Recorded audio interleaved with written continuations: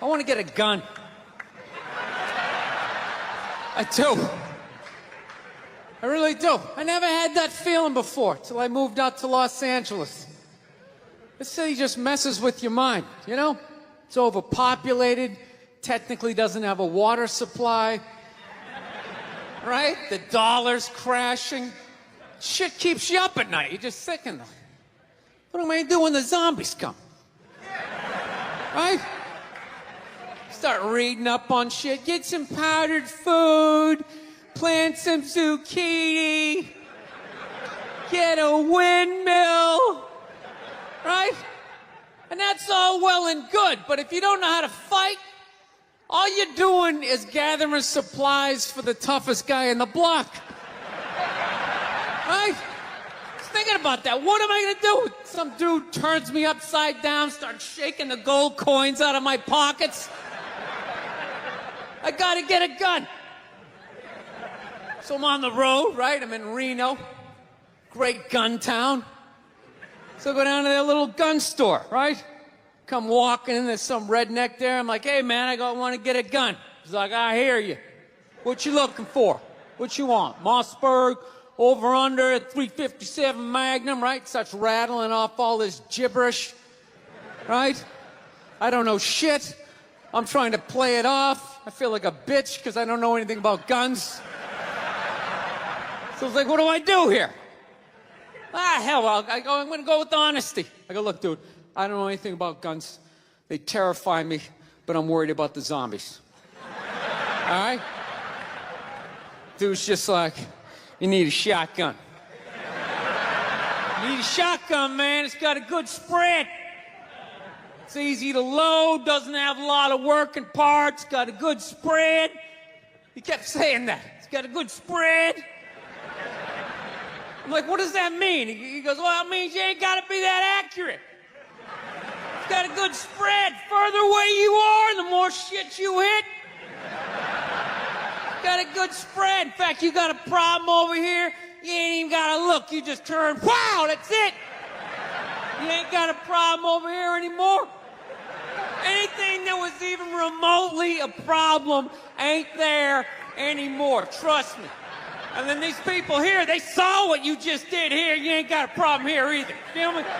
90 degrees taken care of right there.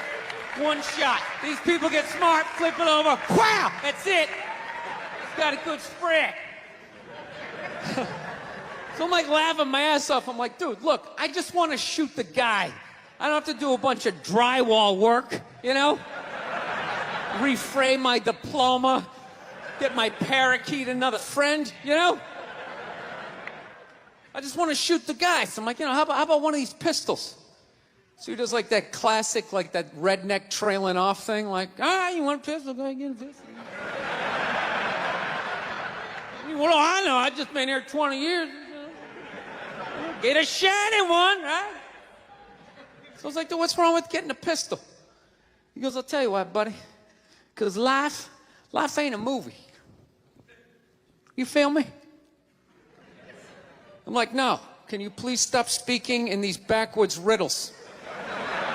Can you just say what you're saying? I told you I don't know shit about guns. Come on, do me a solid here. He goes, well, look, you ever watch a movie? Guy go, blah, blah, blah. He kills 3 people. Real life, man, you miss all the fucking time. You miss enough times, man, you're empty. You might as well just be standing there with a big stapler in your hand. Then what you gonna do? I was like, well, fuck it, let's get the shotgun. So he's all ready to box the thing up, and then I'm like, wait a minute. I live with my girl, I can't just show up with a shotgun. Right? That's not some shit you can just come home with. If I found this stool on the side of the road, I can come home with this. Look at it. We can refinish it. We can carve our initials in it. We can have a good time, right? They just show up with a shotgun. Hey, I got it for us, right? One barrel for you, one for me? No. So she kiboshes the whole thing.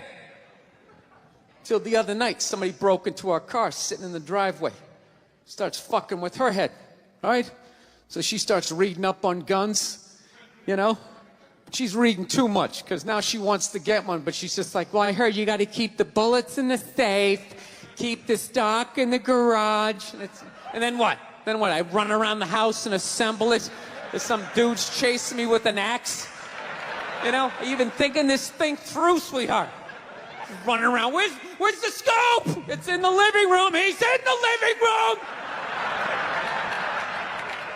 No, we're getting this thing. I want that fucking thing loaded right on the bedroom wall. Right there. I'll put that thing on my jam sleeves. Just like that. There's no other point. That's funny, though, when you talk about getting a gun, you know? People, like, they either totally for it or completely against it. You know, they either go nuts and start screaming, right? Or they start throwing out those stats. Yeah, actually, you increase your chances of getting shot by 80% the second you get a gun in the house. Really? What, because I'm going to load it and shower with it? Like,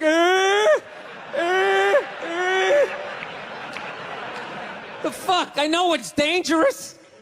You get a pool in your backyard, you immediately increase your odds of drowning in your backyard, right? You couldn't do that before. Now you step on a rake, in you go. No, I'm telling you. I don't buy in any of that shit.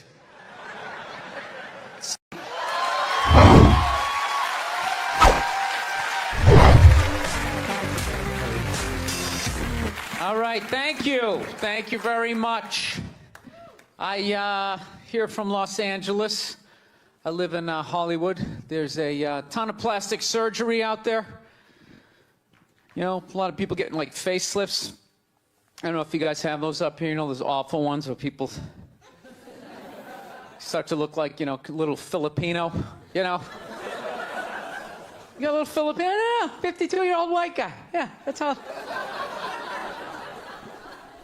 Why would you get a facelift? Can't you look at other facelifts and realize they haven't worked all the bugs out yet?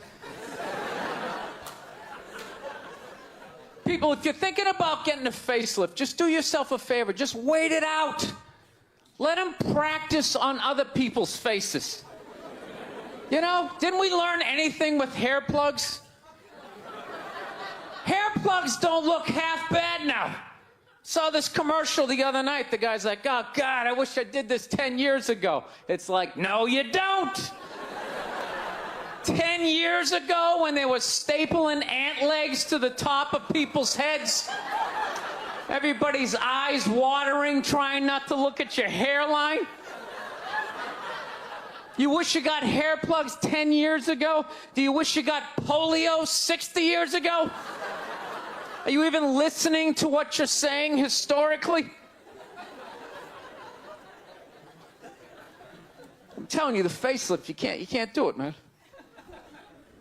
Why can't you just be your age? There's nothing wrong with being 50 and looking 50. Like, what would you rather be, 50 and look 50, or be 50 and look like a 28-year-old lizard? That's basically your options, right? I'll tell you what the problem is, you know, is that the facelift is actually a white problem. You know? I've never seen a black guy with a facelift, ever. Other than, like, the Jacksons, but they're all out of their minds, right? But I've never seen a black dude with a facelift, ever. You know why so many Caucasians get facelifts? You know why? Because we don't know anything about lotion. See that? That should have been a bigger laugh, but there's too many white people here. I'll help you out. You can put lotion in other places other than your dick. All right? If you ever wondered why your dick looks brand new, but your face, you're starting to look like an aging pirate. Because you need to increase the circumference of the lotion distribution. No, I'm not judging you. I didn't put lotion on my face the first 33 years of my life. Never put it on. So one night I was hanging out with this black girl, right? And a couple times during the night she took it out, put it on her elbows, problem areas. I thought she had like a rash or something. Like, what, you got like poison ivy? She goes, no, you get like a little ashy. I went, ashy? She goes, dry skin. I went, oh. I guess that kind of offended her. It's like, oh.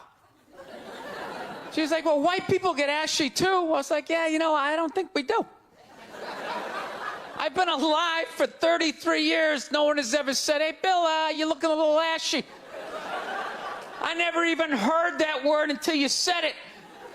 She's like, you're an idiot. Stick out your arm. So I stick out my arm. She just goes, it's like pastry flakes flying off. Track marks. She's like, you see that? That's ashy. What's up? All right. Thought I just got itchy in the winter. See, that's why you got to hang out with everybody. Right there. Oh, there's too much. Seriously. There's too much information in the world. And every group of people misses just a little bit. Like white people totally missed the lotion seminar. I don't know where we were on that one. We missed that shit the way black people missed the whole register your weapons summit, right? Just never got, really? You're gonna groan that? I'm the only guy who's seen 17 rappers get busted for that shit? Every time I see it, it just blows my mind. It's like, what, do you just want to make an album over the phone? Why would you do that? Is that like the new auto-tune? No, it breaks my heart. Every time I see it, I just think, God, if he just had one white friend. One white friend in his entourage. The dude would have been standing there all dried out, itching like, dude, is that thing registered? Dude, you serious? That's like 3 to 5 mandatory. Get that the fuck out of there.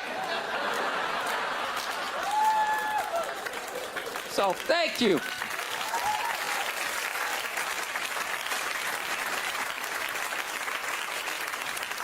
So, Schwarzenegger just got busted down on the States, yeah? That poor bastard, huh? Jesus Christ, another great man. Another great man brought down by another gold-digging whore. No? You don't think so? You don't think that was a great man? Really? 3 decades of awesome movies? Bangs one made and now you don't like him? Tell you something, that's a great man. He is. First of all, I get why he did it. Why wouldn't he think he could get away with it? Look at his life. Look how he talks. That guy should be unloading trucks in Transylvania. That should have been the height of his success.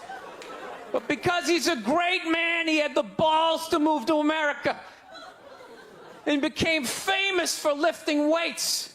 I lift weights, no one gives a shit. He stands there, people can't get enough of it. That should have been the height of his success. He says, fuck that, I'm gonna be an actor, despite the fact no one can understand me. Becomes one of the biggest actors of all time. That should have been his height. He says, fuck that, I'm marrying a Kennedy. Bam! He does it. Cherry on top, he becomes governor of a state he can't even pronounce. Why wouldn't this guy think he could bang his maid in his own goddamn bed and not get away with it? This guy has been in the zone for 4 decades. Give me the rock, I'm feeling it. I had a hit movie with a midget. This is a layup. I don't even need a condom. You guys are great. Thank you very much. Thank you.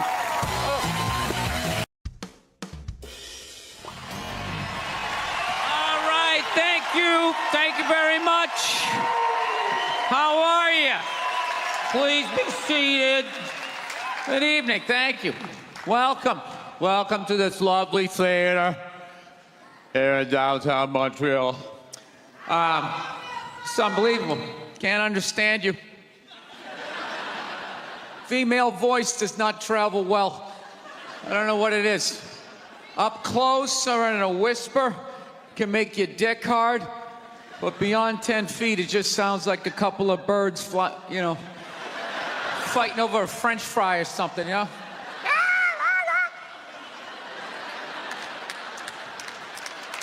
There you go. That's how we start. Somebody's coming out of the gate. I'm sick of Obama's wife. Yeah. Just running her. This isn't some Democrat, Republican shit. This is just in general. Just running her yap. It's just like, shut up. You know? You weren't elected. You know, your husband isn't running a lemonade stand. He's running the country. No, generally speaking, first ladies, they've been out of line for a good 25, 30 years. They think for some reason that their husband has the job, that now they should be chiming in like they know some shit. You know?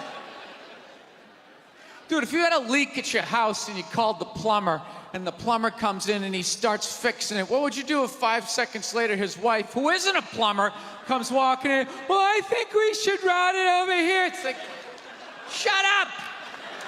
Just because you're fucking the plumber doesn't mean you understand plumbing. Okay?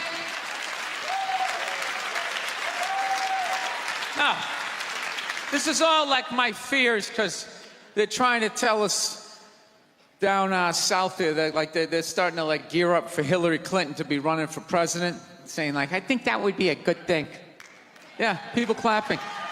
What is that based on? Based on what? I don't get how she became a senator. That's shocking to you? She went from never holding political office to immediately being a senator. Why? Because she was fucking the president? Should Tom Brady's wife be the next quarterback of the Rams? Does he have some sort of magical powers? Like, you suck at sports? I couldn't throw it all, and then he fucked me, and I just picked up this ball, and I was just lacing it in there. It was incredible.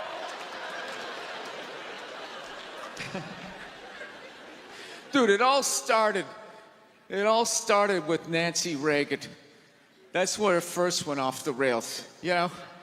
She came out with her little bird body, you know, just her big head.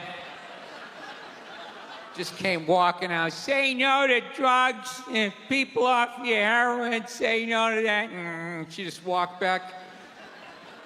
Hillary had her stupid health care plan. Obama's wife's running a yap on 60 Minutes, you know? I got to give it up to the Bushes. They had their women in line. They did. Barbara never said shit. She smiled every once in a while. She threw something in there. George W.'s wife, I don't even know her name. This dude was in office for 8 years. I don't even know her fucking name. What's it, like Beth or Paige or something like that? He had her on lockdown. Going out there tonight, I'm giving a speech. And when I say something and they laugh, you're gonna nod. You're gonna smile, and you're gonna nod that head.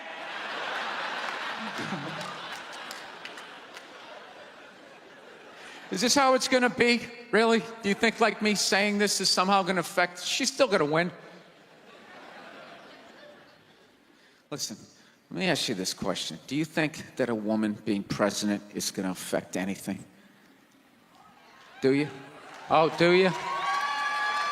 What are they gonna do? What are they gonna do? What the fuck is she gonna do? Do you know what the president makes? The president makes $400,000 a year. That's it. He's supposed to keep bankers in line that get like $100 million bonuses. I'll tell you, if you really want, nothing's gonna change, okay? Black, white, dick, or clam. It doesn't make a bit of difference. Nothing is gonna change until somebody's got the balls to start a group, go over the wall of one of these gated communities, and you start slitting some throats. Not just random throats, the right throats. You gotta climb up a tree, be up there with your scope, knowing that in 11 fucking minutes your life is gonna end, right? And take out many of those people as you can. Yeah. Other than that, it's just gonna be a pair of tits saying the same shit to you. I'm staying in a hotel, everybody.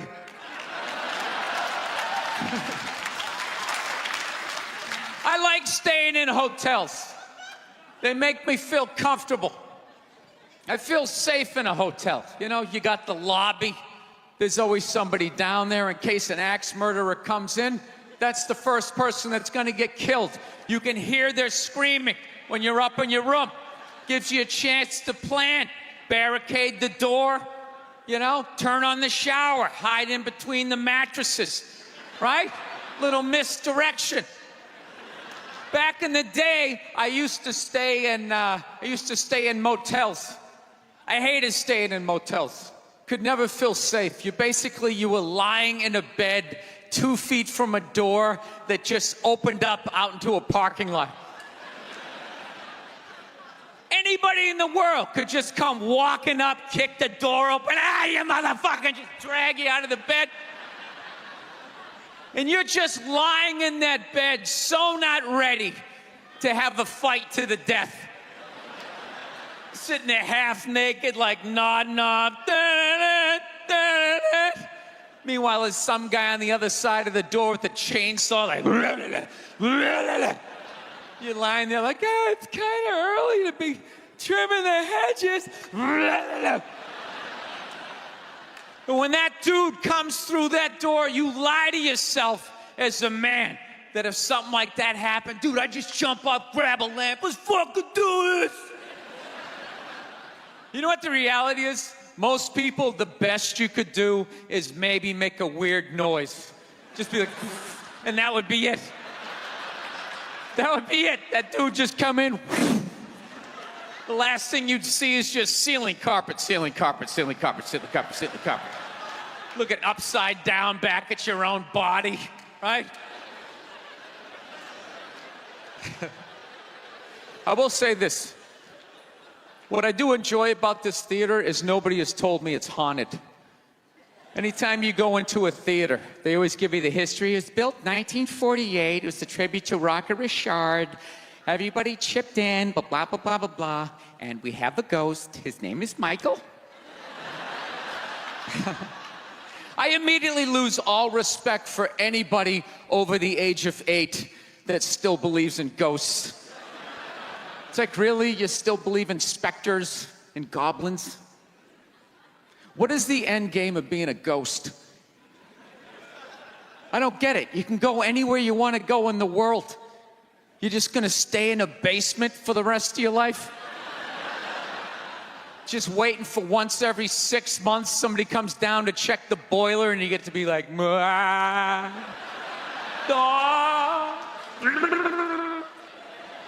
wouldn't you go somewhere? Dude, I'd fly right to Washington, D.C., fly right into the CIA building, just start sitting in on meetings. Like, these guys are out of their fucking minds. Fly to the Super Bowl, go right into the huddle. I always wondered what they talked about. Think about the kinds of people that take a cruise. These aren't forward thinkers.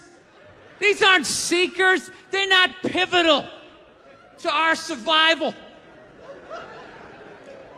You ever hear somebody coming back from a cruise? It's one of the worst stories you're ever gonna hear.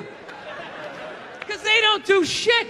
They don't want to travel to another country, interact with the new culture, try to figure out the train system or the money. All they want to do is just sit on a fucking boat.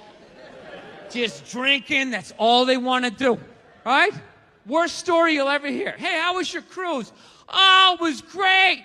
I was fucking laying there. There was a DJ over here on the 1 and the 2 wooka wooka thing, right? And then they had this chocolate fountain. It was like a fountain. Boy, it was chocolate. And you stuck the toothpick in the food, and you stuck it in the chocolate, and stuck it in your mouth.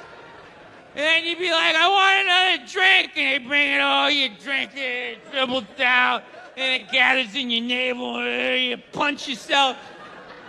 You get in your mouth. And every day around noon, we'd line up for lunch. What's for lunch? We don't know. We don't make decisions. Whatever they give us. Thank you. Thank you very much. How are you? How's it going? Yes. Nice to be here on such a fun week. I know. I don't want to hear it. I don't watch politics. So, we're going to keep it light. All right? Here we go. All right. Well, I just got over the flu, which is fantastic. You know what I mean? Had it last month. Whenever you have the flu, or like COVID, you know, you always lay in bed and you try to like figure out who gave it to you. You know, just going through this Rolodex of people that coughed on you, sniffled near you, walked by an Asian or something. You try to fight it. You like, they say on the internet, that's where all the disease comes from. I know who gave it to me. I sat next to a shoeless cowboy on an airplane. Guy had no socks or shoes on the whole flight. The whole flight, I'm sitting there looking at his dirty Jesus feet. And all I'm thinking is the next pandemic is growing in the bottom of his feet. And all I'm going to be is the next, you know, patient number 2, whatever the next disease is, you know? So, I'll tell you what kills me is I looked at the guy and all I'm thinking is, like, you know what? God made that guy. You know, and he keeps making that guy. Like one mouth-breathing moron after another. Yet we still go to church on Sunday, and what do? We praise him. When is the constructive criticism coming? Like, dude, when's the last time you made a Gandhi? Somebody empathetic, you know? So, my problem is I didn't get the flu shot, you know? I'm old school. I kind of still do the vaccine thing, you know? I know, some people like it, some people don't, you know? I don't know. It's a weird thing, though. If you get it, what do? You side with the evil pharmaceutical companies. You know, if you don't, then you're aligned with people who don't wear shoes on an airplane.